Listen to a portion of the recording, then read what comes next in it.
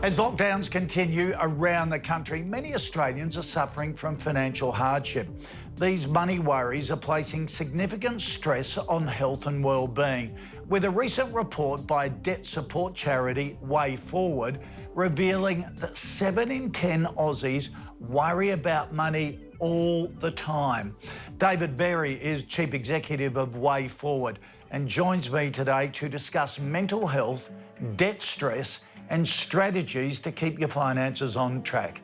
David, so many people are experiencing credit stress and falling behind on payments. What kind of impact is this having on their credit rating? Credit ratings are made up of two key components. One is their credit score and one is their credit file. When people miss payments, it will affect their credit report. Now, how that affects them really depends on how much of an impact it's having. So many missed payments have a greater impact and can impede their ability to borrow funds in the future. Just because you have a bad credit report doesn't mean that you won't be able to have access to funds, but it can limit the amount of funds that you have access to or the terms that you may have in relation to those debts. And what ways can people repair a bad credit rating if they've fallen into difficulties? First piece of advice is never pay someone to do that for you.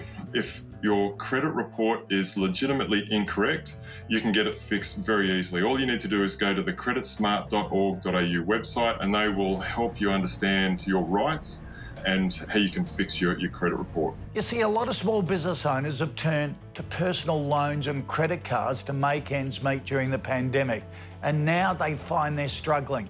What strategies would you suggest if someone's starting to feel like they're losing control of their finances? There's three things that I would suggest. The first is you need to start now, and you need to start now by asking yourself the hard questions. Where am I spending money that I don't need to? And what are the things which I'm investing time in which aren't going to generate the revenue for myself, for my family, or for the business?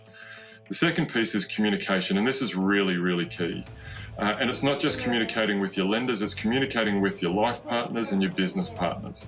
If you don't have the conversation now, that conversation is only going to get harder the further you go down the track. The last piece is seek advice and seek help. The Small Business Debt Helpline has been established specifically to help small businesses that are struggling. It's a free service, it's funded by the government. You can give them a call on their 1-800 number, it's 1-800-413-828. If you have a great accountant, would highly recommend engaging them. They can help you in understanding where you can spend your money or how you can better spend your money. They can also help you understand what your cash flow needs are for the coming 3 to 6 months. Some great advice there, David. Thank you for joining us and sharing your insights. Thank you, David. Really appreciate the opportunity.